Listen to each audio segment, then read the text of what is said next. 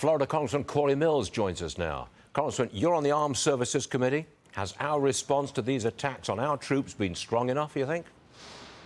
Well, they haven't been strong enough, but I also sit on the Foreign Affairs Committee as well, and I can tell you that these Iranian proxy militias, whether it's Hassan Nasrallah in Lebanon, whether it is the Iranian proxy militias of Iraq that's headed by Hadi al-Amri or Muqtada al-Sadr, all of these things have been something that we're aware of for the last 10 years. Varney, look, in 2006, I was actually blown up with roadside bombs by Iranian proxy militias in Baghdad, Iraq. I can tell you that these have existed well before the Qasem Soleimani days, and they still exist to this day.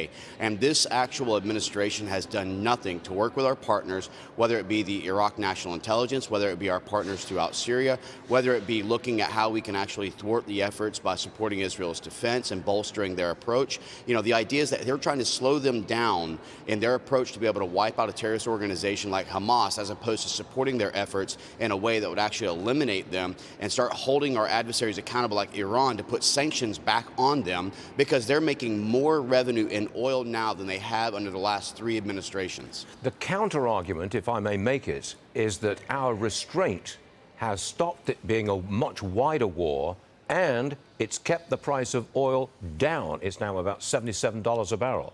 You buying that argument? I am not buying that argument at all, and I can tell you right now, if that was the actual argument itself, then you wouldn't have been seeing what we're seeing across the entire world, the destabilization where Russia felt emboldened to go into Ukraine, China posturing for Taiwan, the continual efforts for the Belt and Road Initiative, the idea of using and utilizing their type of efforts in the Western Hemisphere and economic coercion to advance the Chinese agenda. I mean, look, this is continuing to be spiraling out of control. We had great things happening under President Trump with the Abraham Accords, where we were actually seeing peace in the Middle East. You started seeing where Saudi Arabia was normalizing relationships with Israel, and those were broken down. Look, weakness invites aggression, Varney, and that's what we're seeing, and that's why Hamas and that's why Hezbollah and others are not only financed properly, but they're not actually worried about the outcomes of what will happen when they do launch attacks. Now, you were among the Republican leaders who held a press conference with the families of hostages held in Gaza. Roll that tape, please.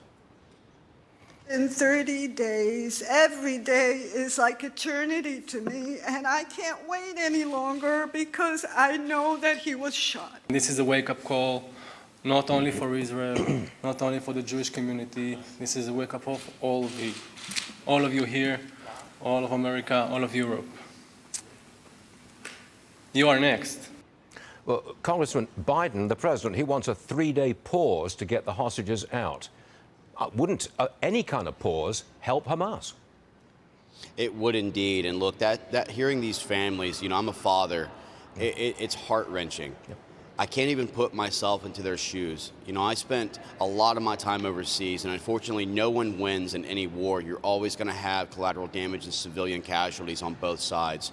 The best thing is prevention and actually trying to get a peace through strength mechanism. But you're exactly right, Varney. A continuation or a pause would send a message that would be utilized for propaganda and misinformation that the Israelis are actually being stifled, that Hamas is somehow winning. It would embolden a message for them to try and launch a counterattack, but also potentially to move the hostages as opposed to keeping pressures. What the IDF has done has been brilliant in encircling Gaza, which prevents things from coming in and out of the actual area, while simultaneously hitting key strategic targets that are either Hamas weapons caches or part of the terror tunnel systems. This is what they need to continue to do as they seek out intelligence and look at how they can go in and actually prevent these hostages from being maimed or heinously and barbarically murdered as they have in the past. Congressman Cory Mills, thanks very much for joining us, sir. Appreciate it. Varney, thank you. Yes, sir.